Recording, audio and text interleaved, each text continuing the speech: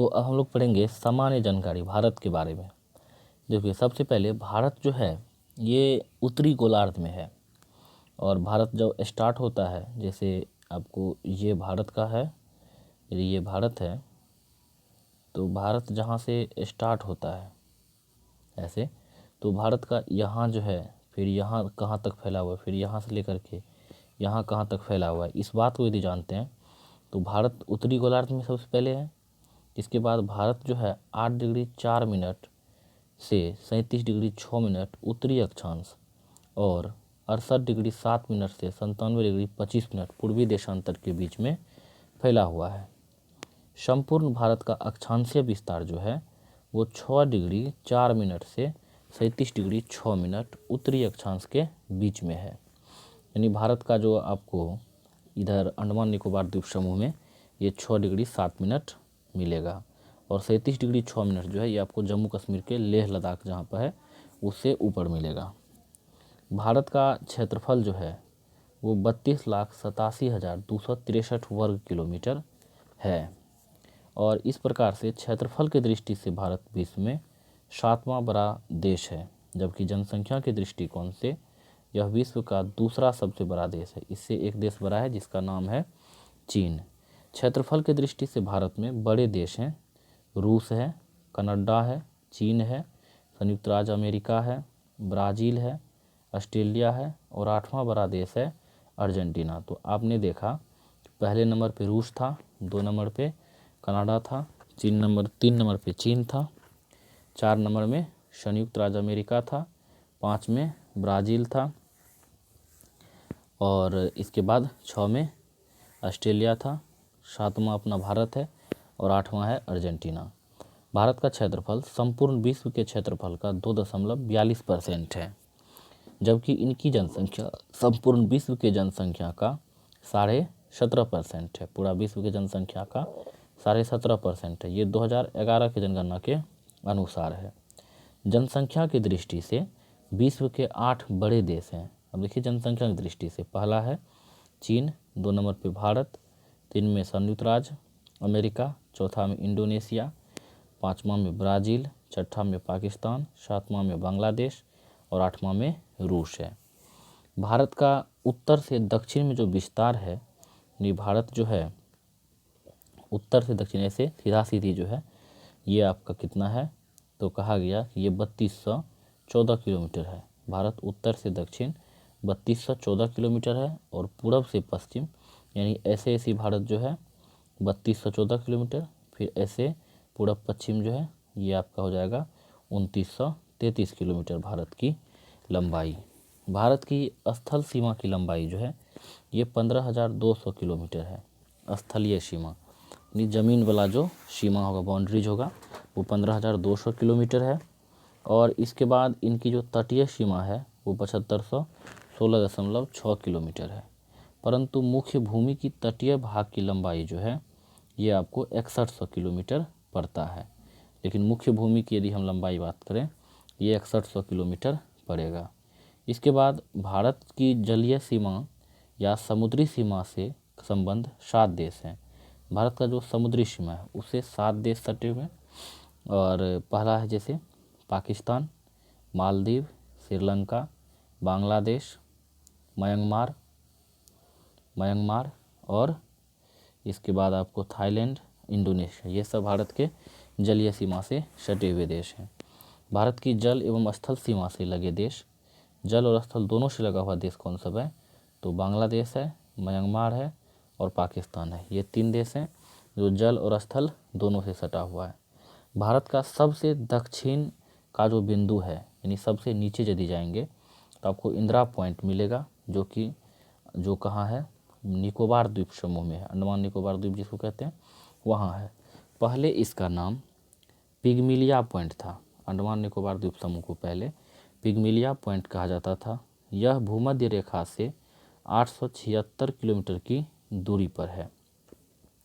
भारत के सबसे उत्तरी बिंदु को इंदिरा कॉल कहा जाता है। जैसे भारत का सबसे उत्तर में जो जम्मू कश्मीर वाला एरिया है वहाँ पर इंदिरा कॉल है, और सबसे भारत का सबसे जो उत्तरी बिंदु हो गया तो इंदिरा कॉल हो गया जो जम्मू कश्मीर में है, और सबसे जो पश्चिमी बिंदु है वो सरक्रिकला है जो कि गुजरात में है। सबसे पश्चिम जैसे ये वाला है तो ये सबसे पश्चिम हुआ, तो यहाँ सरक्रिक है जो गुजरात में पड़ता है, और सबसे पूर्व बिंदु जो है वो वालांगू है जो अरुणाचल प्रदेश में पड़ता है। सबसे इधर यहाँ हो गया आपको गुजरात, यहाँ हो गया अरुणाचल प्रदेश। तो सबसे पूर्वी बिंदु हो गया आपको बिंदु वालांगू। कोलाबा पॉइंट मुंबई में, पॉइंट काली मेरे तमिलनाडु में। कोलाबा पॉइंट कहाँ पर है? वो है आपको मुंबई में, और इसके बाद जो है काली मेरे तमिलनाडु में है। एवं पॉइंट पेड्रो जाफना ये श्रीलंका के उत्तर पूर्व में है। भारत एवं चीन की सीमा को मैकमोहन रेखा कहते हैं। भारत और चीन का जो सीमा है उसको मैकमोहन रेखा कहेंगे। यह 1914 ईस्वी में शिमला में निर्धारित की गई थी। ये मैकमोहन रेखा को जो है 1914 ईस्वी में खींचा गया है। अब कहा जाता है कि भारत और अफगानिस्तान के बीच में डूरंड रेखा है जो 1896 में सर डूरंड द्वारा खींचा गया था। भारत अफगानिस्तान के बीच में आपको डूरंड रेखा मिलेगा जो कि 1896 ईस्वी में खींचा गया है। अब यह रेखा भारत और अफगानिस्तान के बीच नहीं रह करके यह रेखा अफगानिस्तान और पाकिस्तान के बीच में है। इसके बाद भारत एवं पाकिस्तान के बीच में रेड क्लिफ रेखा है जो 15 अगस्त 1947 ईस्वी को सर CJ रेडक्लिफ के द्वारा निर्धारित की गई थी। दक्षिण में श्रीलंका भारत से पाक जल संधि तथा मन्नार की खाड़ी द्वारा अलग होता है। दक्षिण में जो श्रीलंका भारत से अलग होता है वो पाक जल संधि और मन्नार की खाड़ी से अलग होता है। श्रीलंका के बाद भारत का दूसरा निकटतम समुद्री पड़ोसी देश है इंडोनेशिया, जो निकोबार द्वीप समूह के अंतिम द्वीप ग्रेट निकोबार के दक्षिण में है। भारत का मानक समय इलाहाबाद के निकट मिर्ज़ापुर से गुजरने वाली 82.5 डिग्री पूर्वी देशांतर को माना गया है, जो ग्रीनविच से 5.5 घंटा आगे है, और 82.5 डिग्री पूर्वी देशांतर 5 राज्यों के गुजरता है, जिसमें है उत्तर प्रदेश, मध्य प्रदेश, छत्तीसगढ़, उड़ीसा और आंध्र प्रदेश। गुजरात लास्ट में कौन है? गुजरात। तो कहता है कर्क रेखा लगभग भारत के मध्य से गुजरता है। यह 8 राज्य से होकर गुजरता है जिसका नाम है राजस्थान, गुजरात, मध्य प्रदेश, छत्तीसगढ़, झारखंड, पश्चिम बंगाल, त्रिपुरा और मिजोरम। पृथ्वी की चुंबकीय विषुवत रेखा दक्षिण भारत में त्रिवेंद्रम से गुजरता है। भारतीय उपमहाद्वीप में सम्मिलित देश हैं भारत, पाकिस्तान, बांग्लादेश और नेपाल, एक भूटान। तो ये जो देश हैं, एक आपको भारत, पाकिस्तान, बांग्लादेश, नेपाल और भूटान, ये सभी मिलाकर के भारतीय उपमहाद्वीप कहलाते हैं। सबसे अधिक राज्यों की सीमाओं से लगा राज्य उत्तर प्रदेश है। सबसे ज़्यादा सीमा इसी उत्तर प्रदेश से सटा हुआ है राज्यों की। इसकी सीमा 8 राज्यों से सटा हुआ है। अब कौन कौन है? तो उत्तराखंड है, हिमाचल प्रदेश है, हरियाणा है, राजस्थान है, मध्य प्रदेश है, छत्तीसगढ़ है, झारखंड है एवं बिहार है। उत्तर प्रदेश की सीमा राष्ट्रीय राजधानी क्षेत्र दिल्ली से भी लगी हुई है। भारतीय राज्यों में गुजरात राज्य की तट रेखा सबसे अधिक लंबी है। गुजरात जो है ये सबसे ज़्यादा लंबा है। कितना है? तो 1663 किलोमीटर। इसके बाद आंध्र प्रदेश की तट रेखा लंबी है। भारत के 9 राज्य तट रेखा से लगे हुए हैं। ये राज्य हैं गुजरात, महाराष्ट्र, गोवा, कर्नाटक, केरल, तमिलनाडु, आंध्र प्रदेश, उड़ीसा और पश्चिम बंगाल। पूर्वोत्तर भारतीय राज्यों में नागालैंड, मणिपुर, अरुणाचल प्रदेश एवं सिक्किम की सीमाएं बांग्लादेश से नहीं मिलती है। अरुणाचल प्रदेश की सीमा पूरब में म्यांमार से, पश्चिम में भूटान से एवं उत्तर में चीन से मिलता है। 3 और बांग्लादेश से घिरा राज्य हैं त्रिपुरा।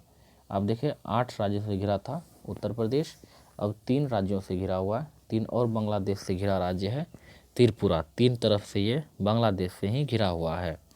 इसके बाद केवल उत्तर पूर्व में यह असम और मिजोरम से जुड़ा है। केवल यह उत्तर पूर्व में असम और मिजोरम से जुड़ा हुआ है।